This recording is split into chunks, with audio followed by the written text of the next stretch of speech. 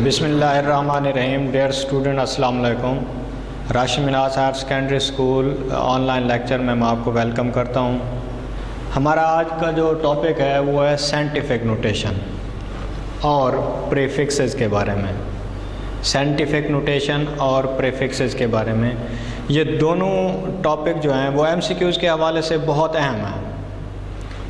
Scientific notation क्या होती है?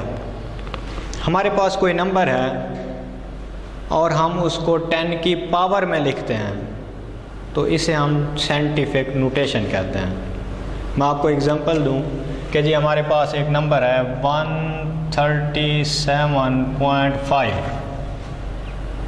हमने इसको, ये हमारे पास एक नंबर है, हमने इसको लिखना है 10 की पावर में, या 10 की पावर का नाम क्या है? Scientific notation.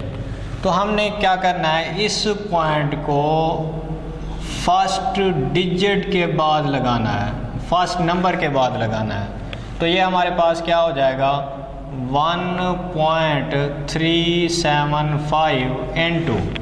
अब हमने देखना है कि इस पॉइंट ने कितने नंबर क्रॉस किए हैं, 1 और 2। तो ये हमारे पास हो जाएगा 10⁻²। इसे हम कहते हैं, अगर हम किसी नंबर को, ये हमारे पास एक नंबर था, हमने इस नंबर को 10 की पावर में लिख दिया है, इस नंबर को 10 की पावर में लिख दिया है, तो इसे हम क्या कहेंगे? Scientific notation. इसी तरीके से दूसरा नंबर हमारे पास सपोज किया, वो क्या है? 0.00375। 0.00375। हमने इसको भी क्या करना है? साइंटिफिक नोटेशन की फॉर्म में लिखना है। तो हम इसको कैसे लिखेंगे? इस पॉइंट को हमने फर्स्ट नॉन ज़ीरो डिजिट के बाद लगाना है। सपोज क्या, वो हमारे पास, ये हमारे पास क्या है? 3 है, तो हमने इस 3 के बाद लगाया, तो हम इसको साइंटिफिक नोटेशन में कैसे लिख सकते हैं? 10 की पावर में कैसे लिख सकते हैं? तो ये हो जाएगा 3.75 into 10⁻²। अब हमने नंबर काउंट करने हैं कि कितने नंबर के बाद पॉइंट लगा है, 1 2 3 4। तो यहाँ पर हमारे पास क्या आ जाएगा? -4। तो हमने एक नंबर को पावर ऑफ 10 की फॉर्म में लिख दिया है, तो इसे हम क्या कहते हैं? Scientific notation. इस लिहाज से आपने एक पॉइंट आपने याद करना है कि साइन कौन सा होगा, पॉजिटिव साइन कहाँ पर लगेगा और नेगेटिव साइन कहाँ पर लगेगा। गौर से सुनिएगा कि जी अगर पॉइंट पॉजिटिव एंड से, राइट से लेफ्ट की तरफ मूव करेगा, राइट से लेफ्ट की तरफ मूव करेगा, तो यहाँ पर पावर में जो साइन आएगा वो पॉजिटिव का होगा। अगर साइन, ये जो पॉइंट है वो लेफ्ट से राइट की तरफ मूव करेगा, तो पावर में जो साइन आएगा वो क्या होगा? नेगेटिव होगा। तो आपको पता होना चाहिए कि पॉजिटिव साइन कैसे आएगा और नेगेटिव साइन कैसे आएगा। तो ये हमारे पास क्या था? साइंटिफिक नोटेशन, कि हमारे पास अगर कोई एक नंबर है, हमने उसको 10 की पावर में लिखना है, तो इस प्रोसेस को, इस अमल को हम क्या कहते हैं? Scientific notation. इसकी डेफिनेशन क्या होगी? Numbers are expressed in power of 10। Numbers are expressed in power of 10। इस पावर ऑफ 10 का दूसरा नाम क्या है? Standard form. इस पावर ऑफ 10 का दूसरा नाम क्या है? Standard form. तो हम ये कह सकते हैं कि नंबर्स को पावर ऑफ 10 में लिखने और स्टैंडर्ड फॉर्म में लिखने का अमल क्या कहलाता है? साइंटिफिक नोटेशन कहलाता है। तो ये हमारा साइंटिफिक नोटेशन के बारे में था। नेक्स्ट हमारा टॉपिक है, इसी से रिलेटेड है, वो है प्रीफिक्सेस। तो ये प्रीफिक्सेस क्या है? अब हमारे पास ये है 10 की पावर आ गई है। अब 10 की पावर को हम कुछ पर्टिकुलर नाम देते हैं, कोई ख़ास नाम देते हैं, जिसे हम क्या कहते हैं? प्रीफिक्सेस कहते हैं। जैसे इसकी डेफिनेशन क्या करेंगे? Power of 10 are expressed in particular name.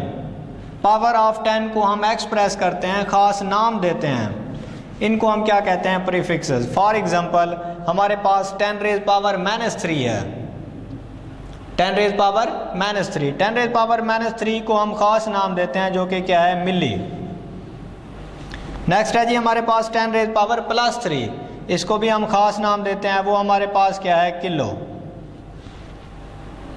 अगर सपोज क्या हमारे पास एक नंबर है और वो क्या है? 100 किलोमीटर,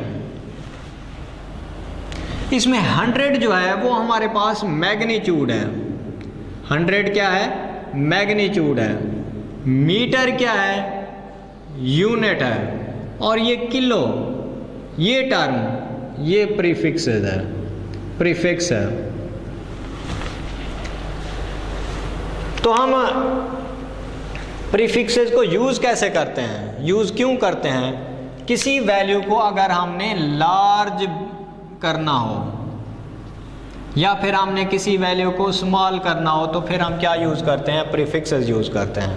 अब ये के क्या है? किलो, और किलो हमारे पास कितना होता है? 10 रेज़ पावर +3, तो ये मिकदार बहुत बड़ी हो गई है। इसी तरीके से ये वाली जो वैल्यू है ये बहुत छोटी है। कैसे? 5 इसमें मैग्नीट्यूड है, ये है माइक्रो, माइक्रो हमारे पास क्या है? प्रीफिक्सेस है। ये माइक्रो किस चीज़ के इक्वल होता है? 10 रेज़ पावर -6 के इक्वल होता है, और इसमें m जो है वो क्या है? यूनिट है। तो हम ये कह सकते हैं ये बहुत स्मॉल वैल्यू है। तो प्रीफिक्सेस जो होती हैं वो किसी वैल्यू को लार्ज ज़ाहिर करने में और किसी वैल्यू को स्मॉल ज़ाहिर करने में यूज़ होती हैं। अब आपको सबसे पहले ये टेबल याद होना चाहिए प्रीफिक्सेस के लिए। बुक के अंदर भी टेबल दिया गया है, लेकिन आपने ये वाला टेबल सही तरीके से याद करना है, वहाँ पर कुछ चीज़ें मिसिंग हैं। तो आपने स्टार्ट कहाँ से करना है? आपने स्टार्ट करना है यहाँ से, ये इस लाइन से। सपोज़ किया ये है 10 रेज़ पावर 1, इससे पीछे क्या होगा? 10 रेज़ पावर 0। 10 रेज़ पावर 0 जो है वो इस टेबल में नहीं है। तो यहाँ से ऊपर हाईएस्ट वैल्यू होंगी, यहाँ से नीचे लोएस्ट वैल्यू होंगी। सपोज़ ये हमारे पास क्या है? 10 रेज़ पावर 0। 10 रेज़ पावर 0 से ऊपर जो वैल्यू होती है उसे हम कहते हैं 10 रेज़ पावर 1। नेक्स्ट है हमारे पास 10 रेज़ पावर 2। नेक्स्ट है हमारे पास 10 रेज़ पावर 3। फिर आगे 3 का डिफरेंस होगा, 10 raise power 6, 10 raise power 9, 10 raise power 12, 10 raise power 15 और 10 रेज़ पावर 18। ये जो 10 रेज़ पावर 1 है इसको हम कहते क्या हैं? डेका। 10 रेज़ पावर 2 को क्या नाम दिया जाता है? हेक्टो। 10 रेज़ पावर 3 को किलो, 10 रेज़ पावर 6 को मेगा, 10 रेज़ पावर 9 को गीगा, 10 रेज़ पावर 12 को टेरा, 10 रेज़ पावर 15 को पीटा और 10 रेज़ पावर 18 को एक्सा। तो ये हमारे पास पॉजिटिव में वैल्यूज़ थी, और इसी तरीके से नीचे क्या है? नेगेटिव में वैल्यूज़ हैं। 10 रेज़ पावर -1 इसे हम नाम देते हैं डेसी का, 10 raise power -2 centi, 10 raise power -3 milli. अब आगे फिर 3 का डिफरेंस होगा, 10 raise power -6 micro, 10 raise power -9 nano, 10 raise power -12 pico, 10 raise power -15 femto, 10 raise power -18 atto. तो ये हम आपने टेबल सही तरीके से याद करना है। मैंने आपको बताया था ये वाला जो टॉपिक है, ये दोनों टॉपिक MCQs के हवाले से बहुत अहम है। इससे रिलेटेड कौन कौन से MCQs और कैसे कैसे बन सकते हैं वो मैं आपको यहाँ पर एक्सप्लेन करूँगा। तो आपसे ये भी पूछा जा सकता है इन टेबल में से कोई से 2 प्रीफिक्सेस लेकर वो क्या कर सकता है? आपसे एक क्वेश्चन इस तरीके से पूछ सकता है, product of milli and kilo will be, product of milli and kilo will be. इसका आंसर क्या होगा वो आपने देखना है। पहले हम इसको सॉल्व करते हैं। तो आपको पता होना चाहिए मिली किस चीज़ के इक्वल होता है? 10 रेज़ पावर -3। प्रोडक्ट है, प्रोडक्ट का मतलब क्या होता है? मल्टीप्लाई। आगे क्या है? किलो, किलो का मतलब क्या होता है? 10 रेज़ पावर +3। तो ये हमारे पास हो जाएगा 10 रेज़ पावर, इन दोनों को ऐड करें -3 + 3, तो ये हमारे पास क्या हो जाएगा? 10 रेज़ पावर 0, और समथिंग पावर 0 किस चीज़ के इक्वल होती है? 1 के इक्वल। तो इसका मतलब हमारे पास इसका आंसर क्या होगा? 1। तो ये बी ऑप्शन क्या होगा? ठीक होगा। तो इस तरीके से एक एमसीक्यूज पूछा जा सकता है। एक और एमसीक्यूज, ये तो प्रोडक्ट था, रेशो के बारे में भी पूछा जा सकता है। इस टेबल में से कोई से दो प्रीफिक्सेस लेकर वो रेशो के बारे में पूछ सकता है। कैसे? रेशो बिटवीन किलो टू मिली। मैंने तो किलो टू मिली पूछा है, वो आपसे किसी तरीके से इन दो कोई सी दो लेकर आपसे रेशो के बारे में पूछ सकता है। तो देखें रेशो बिटवीन किलो टू मिली वो किस चीज़ के इक्वल होगा? तो देखें रेशो का मतलब क्या होता है? डिवीजन। किलो सबसे पहली चीज़ यहाँ पर क्या है? किलो, तो आप किलो लिखेंगे। नेक्स्ट हमारे पास क्या है? मिली, तो ये हमारे पास क्या हो जाएगा? मिली। रेशो है किलो और मिली के दरमियान, तो आप लिखें किलो हमारे पास क्या होता है? 10 रेज़ पावर +3। मिली हमारे पास क्या होता है? 10 रेज़ पावर -3। तो हम लिख सकते हैं ये हमारे पास क्या हो जाएगा? 10 रेज़ पावर +3, ये -3 है, ऊपर जाकर क्या हो जाएगा? +3। और ये हमारे पास किस चीज़ के इक्वल हो जाएगा? 10 रेज़ पावर +6 के। और यहाँ पर देखें प्रीफिक्सेस के अंदर 10 रेज़ पावर +6 जो होता है वो किस चीज़ के इक्वल है? मेगा के इक्वल है। किस चीज़ के इक्वल है? मेगा। तो हमारे पास जो ऑप्शन मेगा होगा वो ठीक होगा। तो यहाँ पर देखें ऑप्शन मेगा जो है वो कहाँ पर है? बी ऑप्शन है, तो ये इस तरीके से ठीक होगा। तो ये दूसरा एमसीक्यूज हो गया। प्रोडक्ट में भी प्रीफिक्सेस, सबसे पहली बात तो ये है कि आपको ये टेबल याद होना चाहिए। फिर आपसे चाहे वो प्रोडक्ट के बारे में पूछे चाहे रेशो के बारे में पूछे तो आपको आना चाहिए।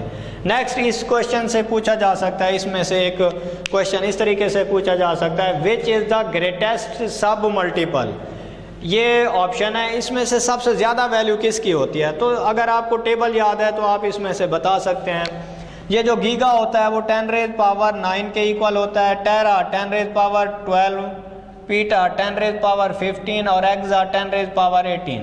तो इसमें हाईएस्ट वैल्यू कौन सी है? तो वो हमारे पास 10 रेज़ पावर 18 है, तो इसका मतलब एक्सा जो होगा वो करेक्ट ऑप्शन होगा।